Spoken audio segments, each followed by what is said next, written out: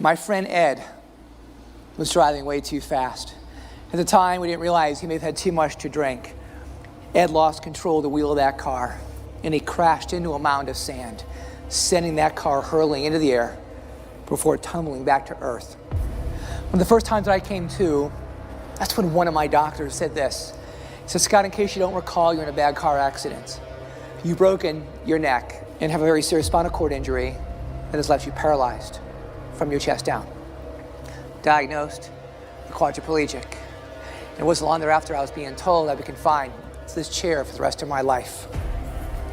30 days into this experience, laying there, I started getting some movement back in both of my wrists. In the back of my mind, I started thinking to myself that no matter how difficult life would be going forward, that everything would be okay. When I first started pushing a wheelchair, that's when one of my doctors, though, pulled me over. And he goes, Scott, look, we know you're getting some movement back in your arms. Not uncommon, but I think now more than ever, you need to understand the seriousness of your spinal cord injury and come to realize that the movement that you're getting back in your arms is as good as it's going to get.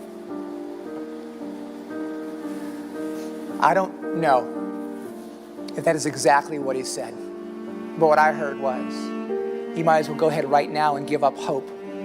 Give up hope on the idea you'll ever come out of this chair. You know what the problem was? I bought into his words. My vision darkened. And to make matters a little more difficult for my parents, they were 2,000 miles away, and I literally stopped taking their phone calls. 4 days later, Dad got me on the phone, and he demanded to know what was wrong. So I made an executive decision to tell him. And all he said was this: I was out there 2 weeks ago for your birthday. Your attitude was off the charts. Remember how I reached down, put my arms under your arms, and hoisted you into the upright position? Do you recall what that felt like? Of course I do. Will you do me a favor? Will you go back and recapture that mindset and re-own it again?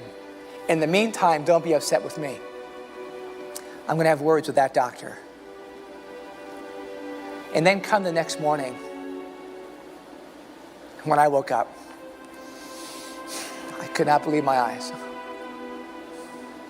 Standing at that doorway, looking back at me, was my dad.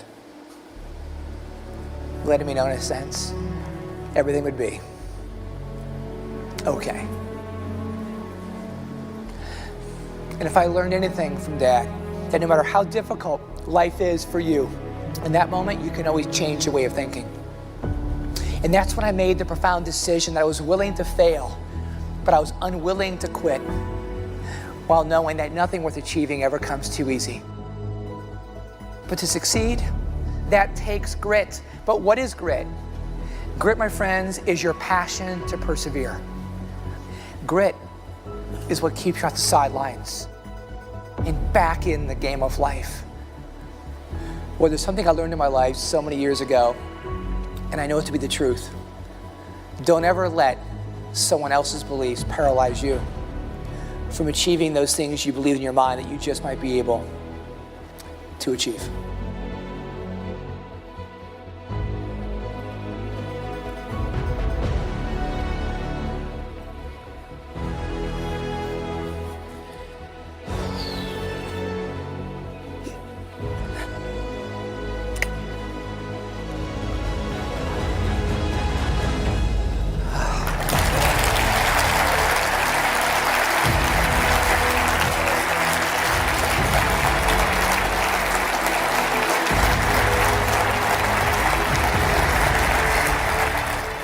If you are looking to thrive, to beat the odds, and achieve extraordinary results in your own lives, don't give up too soon.